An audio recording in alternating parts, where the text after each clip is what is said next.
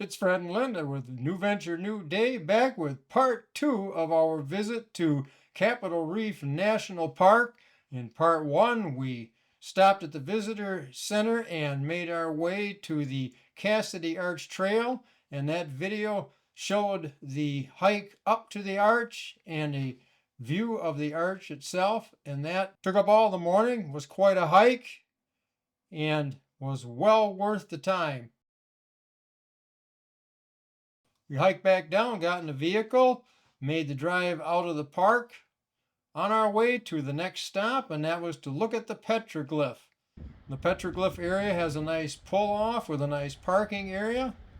We found a spot right away and started taking a look at the Petroglyph display. And there was a motor scooter gang at the display as well. While at the site, you quickly see in front of you one of the main petroglyphs. A good description of the petroglyph, the stories left in stone by the Native Americans who lived here. You go up to the viewing platform to get a closer look, and there are other petroglyphs carved into the rocks as you walk down this pathway through a very fertile area next to the river, the Fremont River. And there are some more of the petroglyphs along that walk. You also see how they farmed and had orchards. The original settlers in this area made use of the river and made it a very productive farming area, yet isolated from a lot of civilization at the time, which is what they were looking for. And in later years, people carved their names and initials into the rock to leave their legacy as well. We then made another short, just under 1 mile drive to the Hickman Bridge site. There's a small parking area, but it was packed and people were parking along the highway. That's where we had to park. And we got right at taking a look at the trail.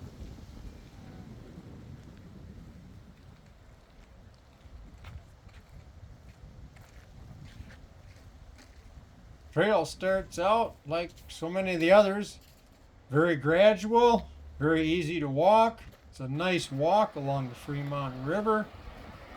After hiking so many narrow and rugged canyon trails, it was interesting to see a block wall constructed next to the stream here to protect you from falling a couple of feet into the water. About 1:10 in the afternoon, and Highway 24 is parked full, going both directions at the turnoff and the parking area for this trail. Wasn't long before we were making our way up the ascent along the trail. A lot of narrow spots. Sometimes you have to step off to the side to let people get by.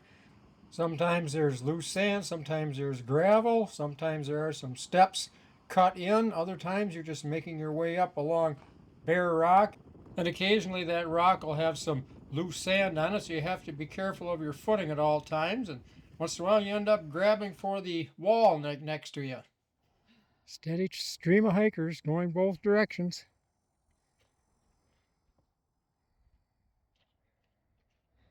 And the highway keeps filling up. The Hickman Bridge was just under 1 mile from us. That's where we were headed. You could see on the sign that there are some much longer trails if you want to take them.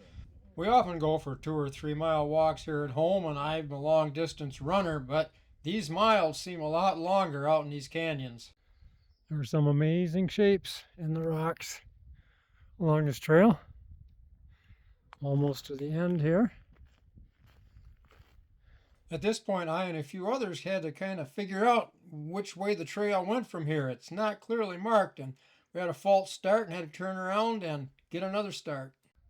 Almost there. And of course, someone has to leave their junk. One thing I enjoyed on this trip was seeing the various types of lizards I would encounter out here in this desert terrain. This little guy was not very scared, and I got a really good video of him. I didn't give him a name either. This is a rather strenuous trail and walk, around loop trail to go underneath the bridge, but it is certainly well worth the effort.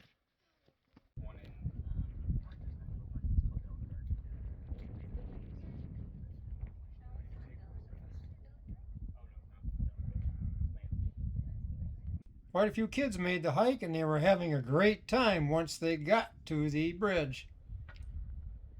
Finding the trail back from the bridge, it's a little tricky, just like finding the trail to the bridge. There's a couple alternatives, and it's easy to get off where you're supposed to be.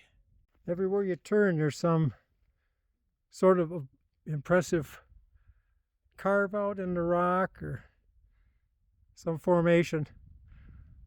Everywhere we've gone, there are different types of formations to look at. And you need to be fairly good on your feet to do these trails. And don't wear flip-flops like the one person we saw that was doing that and slid and caught themselves.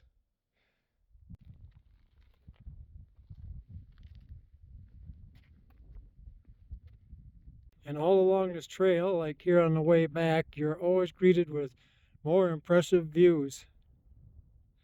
Now on a day like this, I recommend you bring some water along.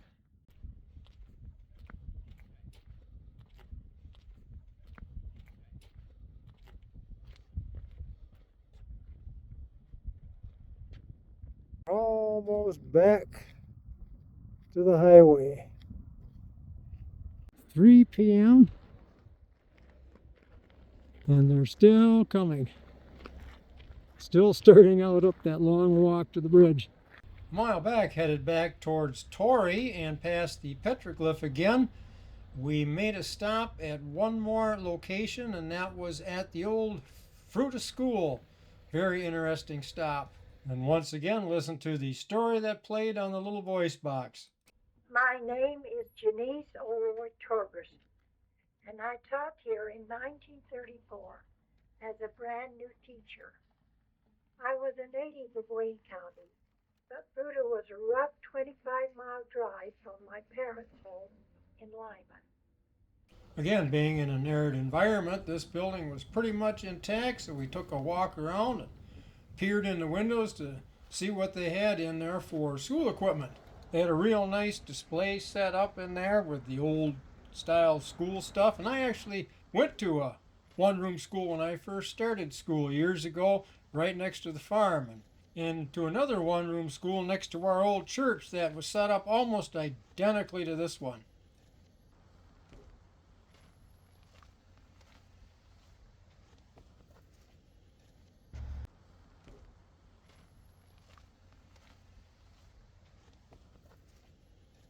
After dipping the pool, we decided to try out the La Cueva restaurant that came highly recommended by the person at the desk in the hotel, and we were not disappointed.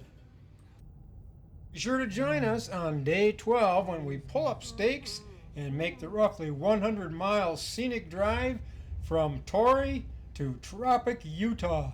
Highway 12 out of Torrey follows a windy path with some spectacular views. The color of the rock changes a little bit. Some examples of the views are like this little stretch where it's just a spine of road surrounded on both sides by a huge drop-off. And we stopped at a little place called Escalante with a lot of history, a lot of good displays there. And then finally, we're going to give you a bit of a preview of what it looks like at Bryce Canyon National Park. So come on along with us. This is Fred and Linda from New Venture, New Day, thanking you for watching this series of videos, hoping you are enjoying them, and we encourage you to like this video and subscribe to our channel so you can see more of our Westward Ho adventure videos as they are released. Day 12 marks the halfway point in our journey with many more days to come. Thanks for watching, enjoy your travels, and take care.